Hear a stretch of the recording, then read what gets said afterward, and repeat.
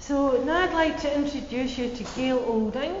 Born and raised in London, Gail has exhibited both nationally and internationally through research and influences taken from literature, poetry, classical music and religious texts. Gail's practice often references ancient symbolism explored through mythological concepts, creating trajectories to ponder the limitless and boundless. She is proud to have been selected to show her work with the European Culture Centre at the Venice Art Biennale 2024. Gail, hello. Hello. Right. Thank you for that. Can I just respond to your introduction to me? Thank you very much for making me feel so welcome. So I'm fresh up from London. And, well, actually, I live in Hertfordshire. I live in St Albans. But, so my background is probably more academic than yours, because yours is much more about the world, isn't it, and travel. Although I have travelled, and it does influence the work very much. But I went to the London College of Communication, and I did a photography degree. And then I did, later on, I did a master's in photography. And I kind of thought, do you know what? I then became a practicing photographer, and I was working for Elle and, you know, Taste magazine, Interiors magazine. And I'd done quite a lot of stuff commercially, and I just thought, I'm not really interested in this. It's always trying to think about what somebody else wants rather than what I want. So after the masters in photography, I went to St Martin's, did a fine art masters. And I loved it, and that was it. I was more interested in that side of the camera than this side of the camera.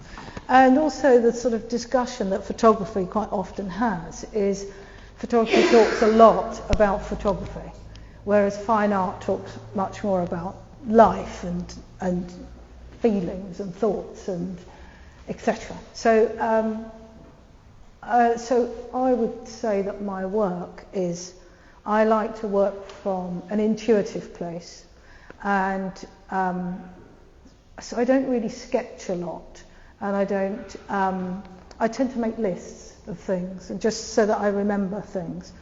So I'm not a sketchbooker, I'm not really a drawer or drafts person. So my work has been really conceptual.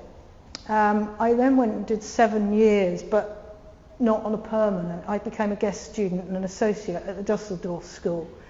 And you're supposed to do a year as a guest student, and I managed to get 7 out of it. So I was persistent too. Good for you. Yeah. And I'd been, the reason that I did that was that I spent the summer working with Herman Nietzsche, who's a really famous artist, and he's now died a couple of years ago. But I ended up being his assistant, and it was just the most fantastic, rich experience in living in Austria and Salzburg, etc. with him. And he was a big drinker and a big eater, so he was a bon vivant if ever there was. And he was kind of fun to be around, and he used to walk into the studio and he used to say, and look at your work, and he'd say, deeper darkness, and then shuffle off. So he had this wonderful sort of Austrian Germanic darkness about him, which I was always very interested in, that sort of the monster within, if you like, you know, the Francis Bacon and all of that sort of work, that angst.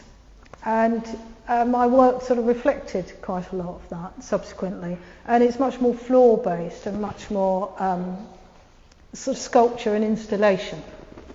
And then after Dusseldorf, I sort of settled a bit, and we had COVID.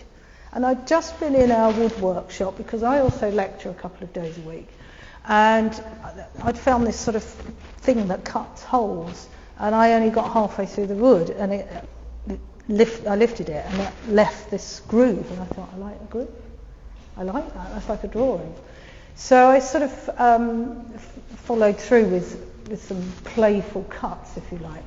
And then COVID came, and it's like, oh, what am I going to do? Oh, I've got those cuts. So I started to read, because I like reading too, and I started to read Mary Magdalene's Gospel. And yeah, like you do. Like you do.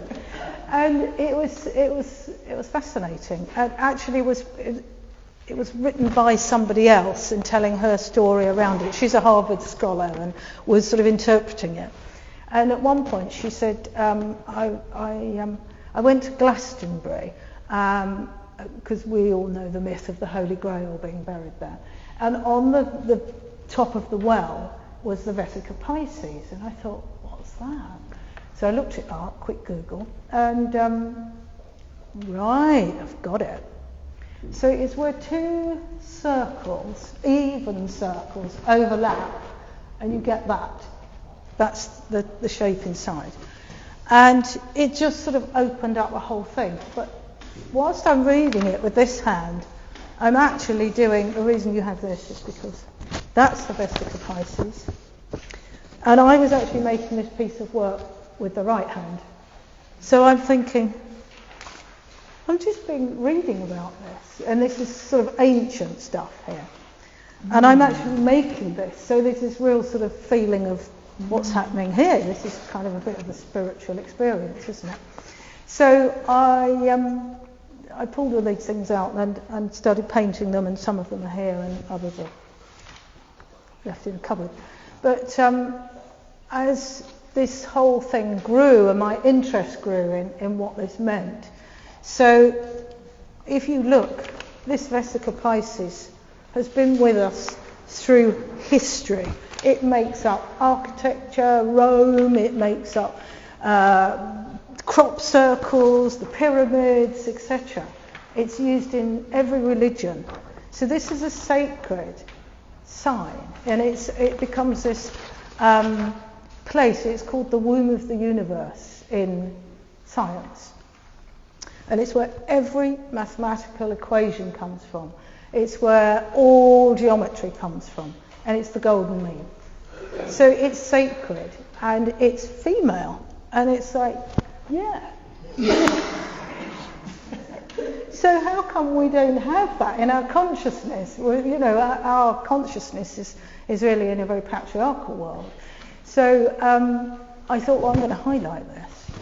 So that's hence what's happening here. In ancient geometry or sacred geometry, circles represent the female and straight lines represent the male. So, like in this one here, the male bisects the female. So, you know, it's about that unity. But when you realise that everything comes from this, and then, you know, if you've got the time, I'm not going to read it to you because it will just turn into a lecture. But and it appears in the Bible, it appears in lots of different religious sacred texts.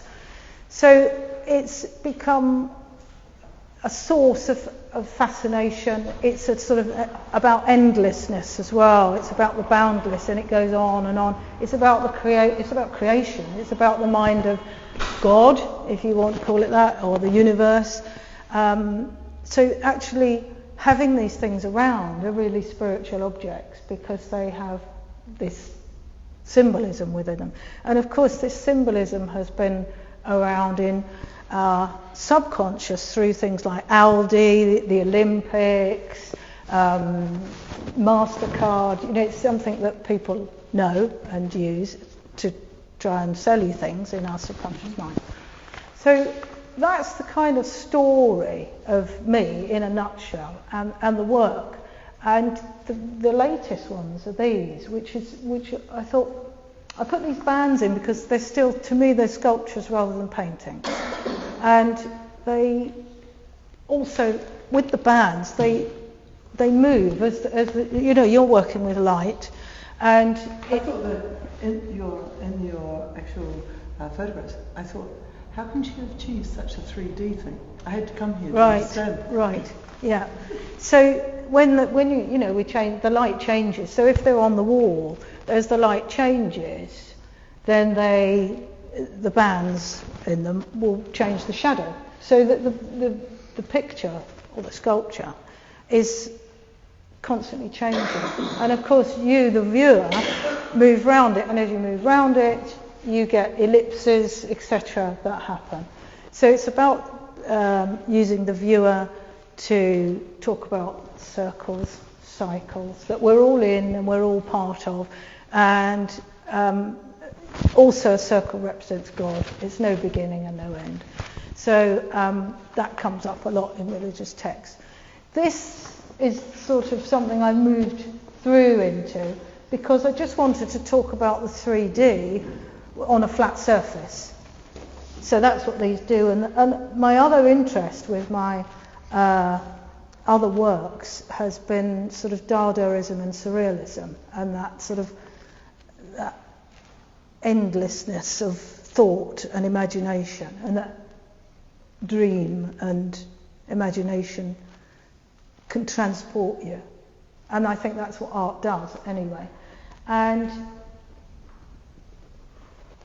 so we've got these planets or spheres, and this one is sort of tipping. I think it's kind of quite indicative of today and the way that the country is being run. I don't know what it's like in Scotland, but we're certainly down there thinking, can we have a general election?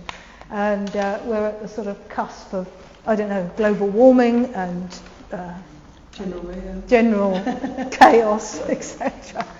So that's really the story of these works. And there's sort of a use of colour here because everything was quite dark.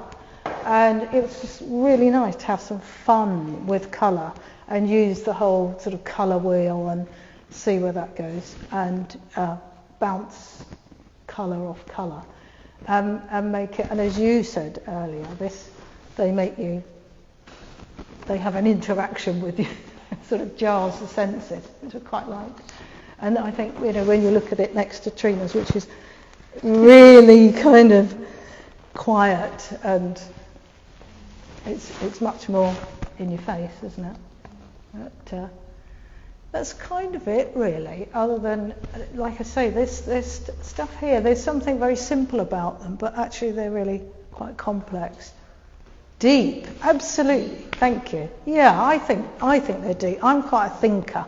I like to sort of go off and think a lot, and if I don't get that time and that space, I suffer. So making art is a real sort of, for me, a time to think and a time to be and exist in that space that is me. And I don't have to be anyone else or be polite or whatever, which I'm sure you must find as well. Absolutely. I mean, I don't know if it's a selfish place or if it's just a sort of a real place. I can ask a question there. Yeah. Do you have a studio? Yes, I do. Okay. It's your hideaway. Yeah, I do. I love it because it's quite unique, my studio. Mm-hmm. It's a porter cabin. Okay. That's actually a site office, and it came on the back of a lorry and got plonked into a farm, which is a horse farm. And it's got these metal shutters so that it's anti-vandal. And when you go in, it's been kitted out with all the electrics, insulation, lighting, etc. So you just hook it up like you would a caravan or something, and the water, etc. So I am completely self-contained, and I own it. So I just rent the land per month, and I love it. It's a world I can shut up and walk away from, and come back to, and be on my own and quite thoughtful and in the countryside, which I love. Sounds lovely. Yeah, I really like it.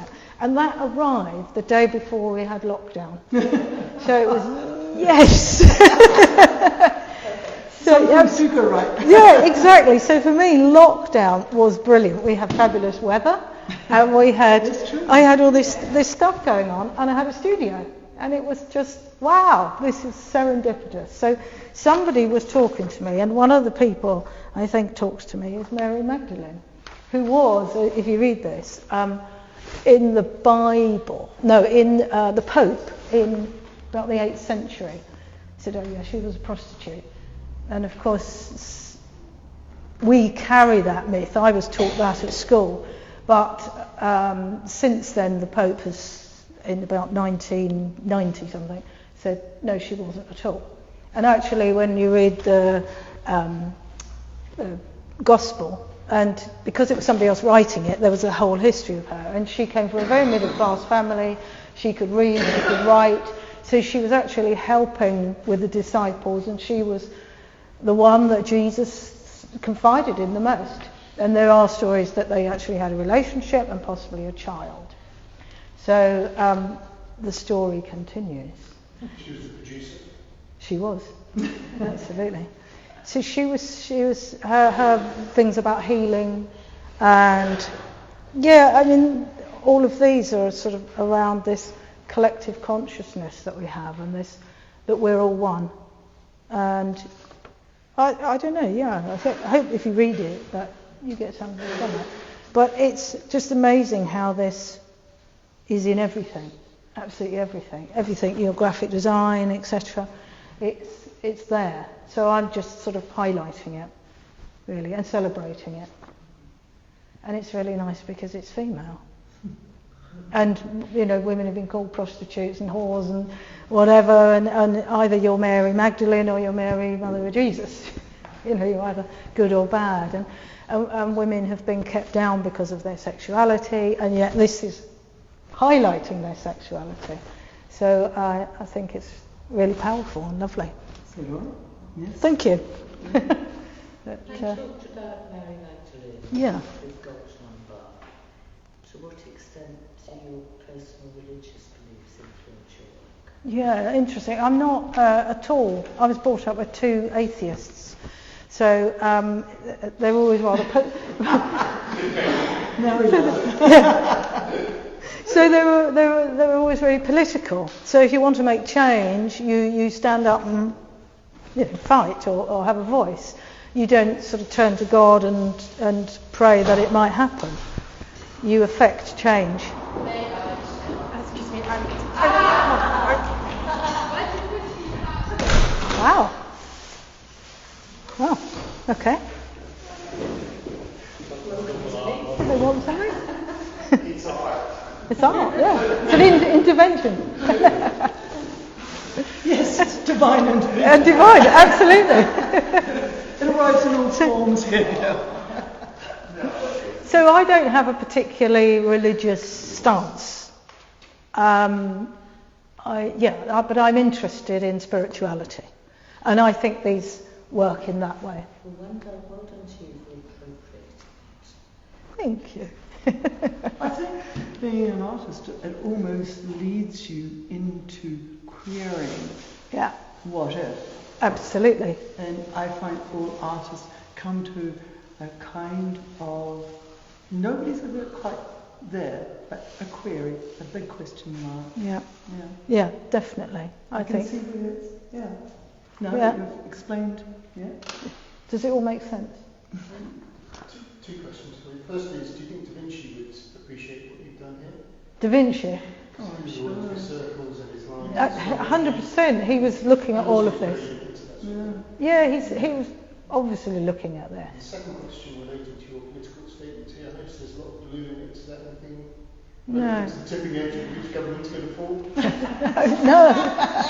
No, it's not. Agreed. In the art. I agree. But no, it's not. It's just about sky and that's a sort of different window. It's a different sky. It's what? It could work in England and Scotland. I'm sure. I'm sure it could work in many places. It's that point of tipping, isn't it? That's something. And it's called Trust Me and Try It. Isn't this Sort of jump. considered abstract, right?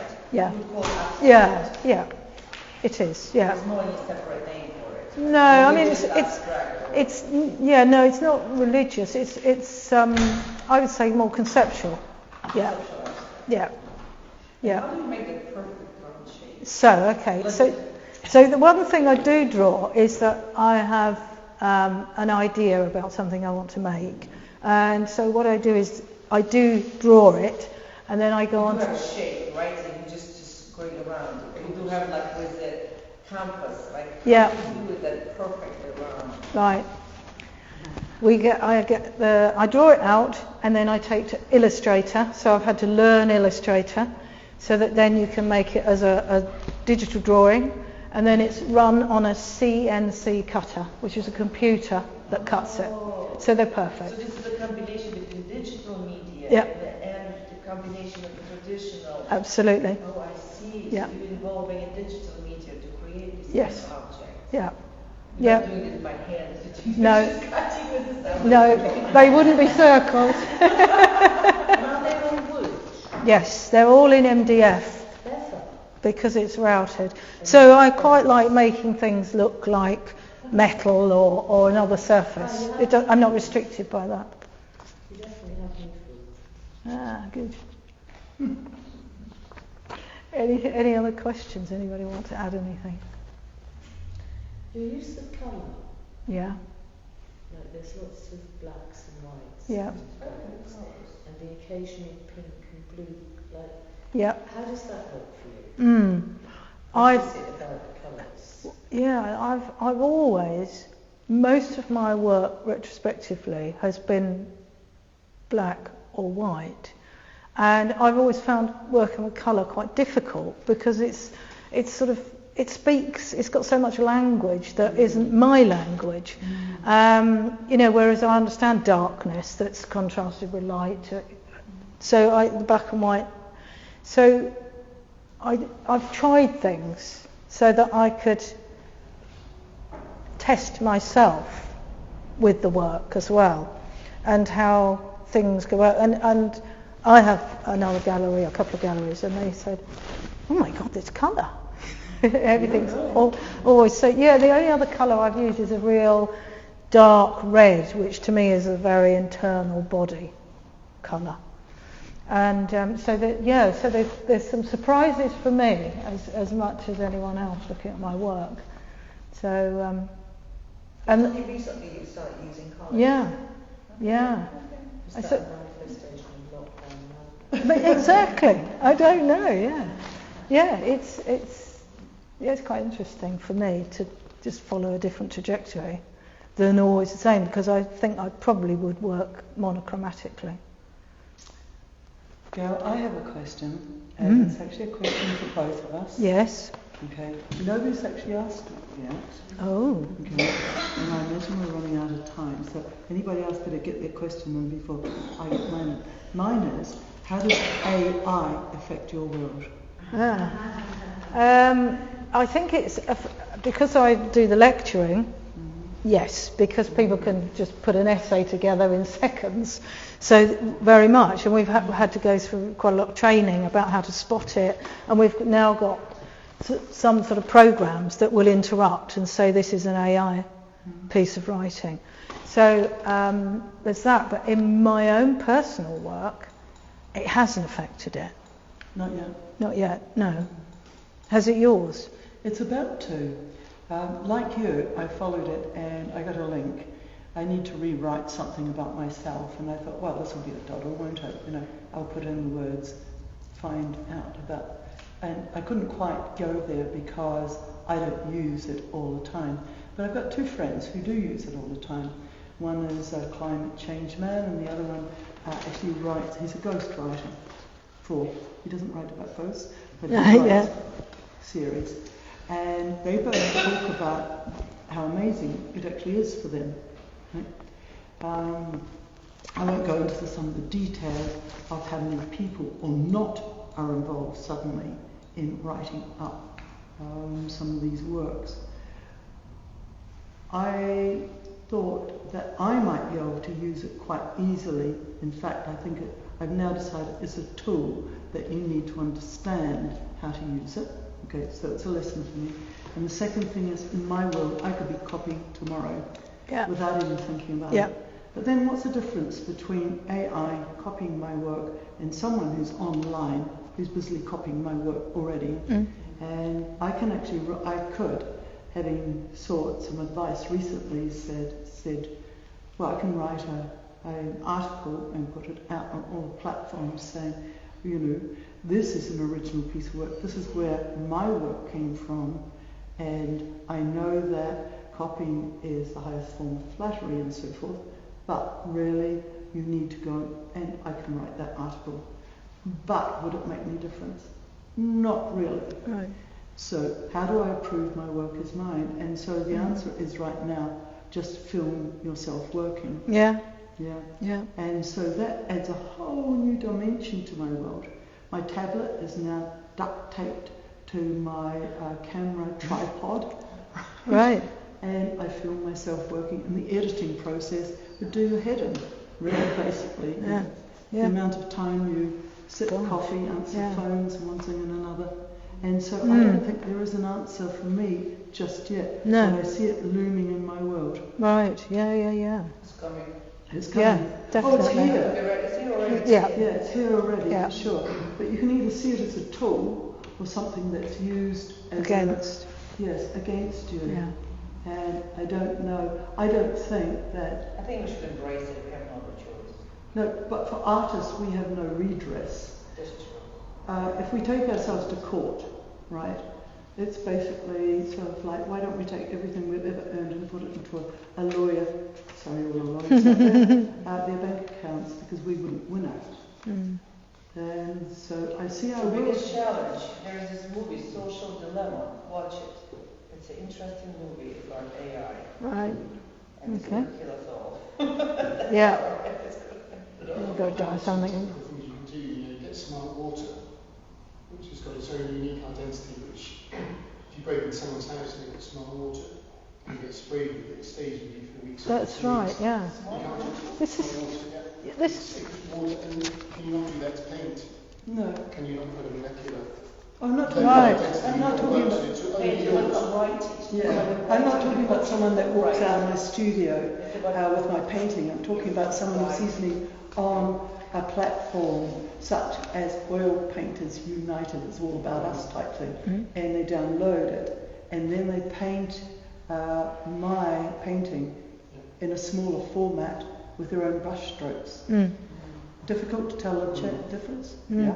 Did you try NFTs by any chance with your paintings? Oh. What do you think about NFTs? Because I think this is a new digital Yeah. It's. craziness. I've been in one side and out the other side. Yeah. Me too. Yeah. I don't understand the processes.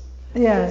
They Yeah. are non-fungible tokens. Exactly. Okay, so it's a real thing, a bit like banks are a real thing, but there's always fraud out there, and so it's a bit like being just right here and now. Let's use this as an example. Your bank account or your phone account being hacked into and used by someone else. And so in my art world, NFTs are being used by fraudsters. It does exist as a product, but at the moment, all we see it as is a scam, and quite frankly, I don't know When you create a painting, you then create your own NFT. Don't let anybody Yeah. else to create Just blockchain NFT based on your art. You do the painting and then you create your own NFT. And then you own the rights to that NFT, plus you own the rights to the original painting. No. So you generate and you sell the NFT and you keep original. Okay, so in theory that's really nice. The reality is, for the NFT, for the person who is in America who would like to buy my work, right, I then have to go to create the platform for the NFT that I'm creating to live on. Let's say it's $500 US. Okay. So, It's not sold in US dollars, it's sold in Ethereal, Bitcoin, yeah, okay. it's also But, sold yeah, but whatever it costs me come out of my real bank account where there's real money sitting in, as far as I know. Okay. It's not opposed to anything, you just have the gas money to create the account. Yeah, the gas money is the gas But money. the gas money is not that much. Okay, if you're duping maybe 500 people, the gas money amounts just enough for you to be duped, to have lost that, and these people just simply disappear. I just know artists who are making lots of money Yeah. by selling NFTs. and Yeah. keeping the originals. And what they do, and the people will pay you in Ethereums and Yeah. Is this person a close friend of yours? yeah, Okay, very close friend of mine. okay. And she makes tons of money by selling her NFTs and keeping the originals. You see, I'm surrounded by people who lost the gas money and were duped. Yeah. And so I think what you're talking about, it may just come into being in a bigger way than it is at the moment. In a small way in my world, it's just tiresome. If I put a new painting out there, I might get maybe 10 to 15 buyers all around the world talking this, but I have to put up gas money, and most of them are fraudsters. And so sorting out the real person that you're talking about, I'm not actually able to do that just yet. So therefore I run shy of doing that. I often say, what's wrong with bank transfers? Because people don't have cash, but they have the cryptocurrencies. There's a lot of transactions these days are going through crypto. Yeah, it's huge. There's the biggest, the hottest thing in the United States, as an example, purchasing homes with cryptocurrency. Because people purchased these cryptos a long time ago, they appreciated it, but they cannot easily exchange these cryptos to the cash, the real fiat currency. Therefore, they're willing to pay you with cryptocurrency. And as an example, one Ethereal is $3,000. So you can sell pictures, which is the digital art, for 5 Ethereums, that's $15,000, plus you're keeping the original. It's £3,000 today, it could be nothing tomorrow. I'd much rather. Yeah, but you get it, you can convert it. You'd much rather you can sell it, you can convert it to the fiat currency. You know what? $1,000, you can convert it to British pounds. Yeah.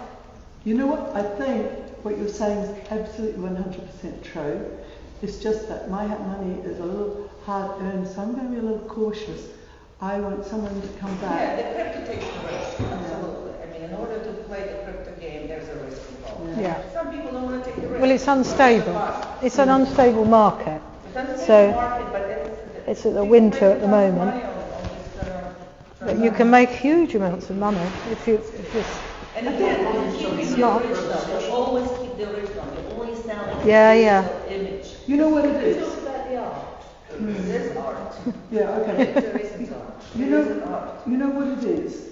In my world, I'm looking at almost any finance, bring it right back to my world of money. Right, I am really keen on my bank account. Let's not be too precious here.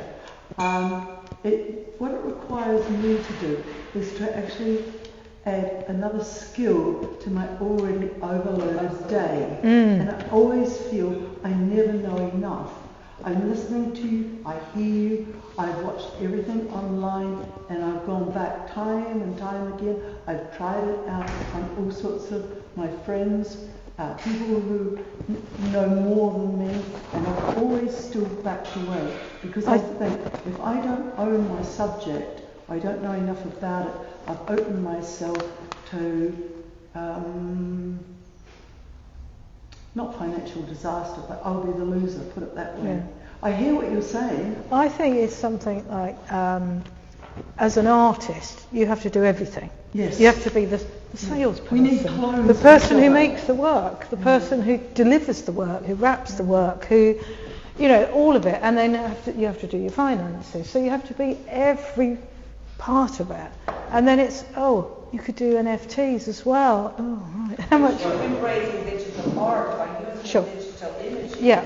We talk about your artificial intelligence. This is all in combination of one. NFTs, the digital art. Absolutely. It's all out there on the blockchain. That are new age spectrum. Yep. And everybody is doing these days, and I know it is a little. I think it's a great tool, but I will actually call you out on that one. Not everybody I know ever is doing this. I know most of the people I know, and I'm selling for reasonable prices. You know that my price is up there. I'm quite clear about how I might actually capitalize on this, and my other friends who sell for equal amounts of money have backed off as well, for the same reason that Gail and I are talking about. If I was really clear about putting on another exhibition and I took the whole shooting match that I've got to London, the one thing I would want is a clone of me that knows everything I know. right. And that's It's just interesting. in order to actually just follow forward. And I hear you, but I just am not convinced. Yeah. I get it. I get there's a whole business side here, and you're thinking about. And I've never made work ever that's about money. I've never ever considered that was the net result of it. It's always been an investigation that was my own personal journey, and then I'd like to share that vision with you. But I think that what happens is that we're so conscious of money these days, and that these are all commodities that are worth money, that we forget why you paint, why I make these. And yes, I've embraced a certain amount of digitalness, but actually I just love it. It's who I am. And it's not an option. It's who I am, and that's. There's also an element of whether it costs me an ethereal or a fiat number of pounds. I don't want a digital version of that. No, exactly. I have no interest in the digital version of that. It's a physical object. Yeah. If I wanted that, then I want that. That. Okay, I think you could sort of say, let's take the argument one step further. You own that, or you own one of mine, and then you think, I'm just going to have a complete change round, and so you send everything to auction and resell it. Okay, so there is that aspect of. I will go one step further than Gail. I say, as much as I love my world, and I have a beautiful studio, and I love it to pieces, and I've had studios forever and a day, I still have to pay the rent. Yep. I really do. Sure. And I have to buy all my products, and they're expensive. And so the idea that I might put a foot wrong in the cryptocurrency, non-fungible market is just such a big risk for me.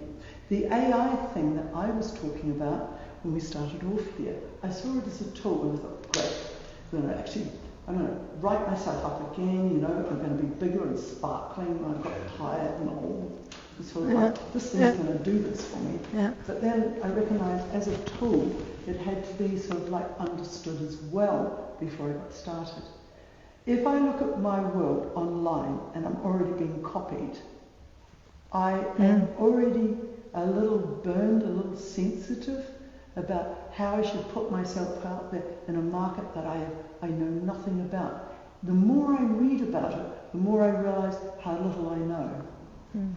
Oh yeah, absolutely, it's huge. Yeah. It's so overwhelming. I listen to someone like you and I sit in awe and I think, okay, you know what you're talking about. Are you actually buying such things? I have some NFTs. Okay. I do have a wallet. I'm just saying this, in 20 years, we're not going to have fiat currency. We're not going to have accounts. Everything going to be digital assets. Yeah. So this art will be more valuable being digital than hanging on your wall in 20 years. It's quite a coming. concept. You don't believe it? I mean, you don't believe it. No, you don't believe it. You don't think so? That phone No? will have a digital wallet, and the digital wallet will have CBT and the Not in my Right. That's where we're going to. That's where we're heading to. I think, you know what? I think we should be listening to this one because I believe you're absolutely right. Yeah. They will get rid of the physical money. Every money will be in your wallet. That's it.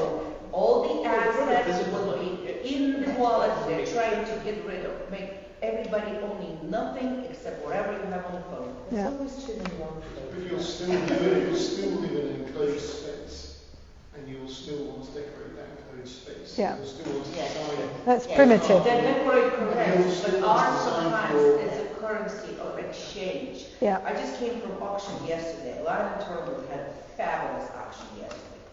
And the money being exchanged, and that's what I'm saying, the digital assets are going to be more valuable than the physical assets in the exchange of the money. Yeah. Yeah, but I can't put one on my I know, we're probably not going to hit this in 20 years, maybe 15 years, maybe 5 years, but it's coming. Yep. It's coming. Yeah, I've been quite interested in the digital currencies. No, I think as artists, I'm sure you're on this, I don't know how many platforms you're on, but I'm being asked about my work all the time. And it's worldwide. When you start talking about Britain or Scotland, No, it comes from the internet. all the way from Russia, which I think, hello, all the way through to America, Australasia and so forth. There are collectors who are doing Young this. people are going to have a different market. 100%, you're right. They're not going to be on that phone. Yeah. All that light. Yeah, being sucked in. let's wrap it up. That's what? Is that it? No, but we can. No, we're done. Yeah, that's right. I want a glass of wine. I've saved myself, so I didn't get all Anyway, thank you, Trina and Gail. Thank you. And thank you, audience, and for the interaction. Yes, thank you, audience. And Trina and Gail will be available afterwards if you want to carry on the discussion. Thank you. We're just holograms.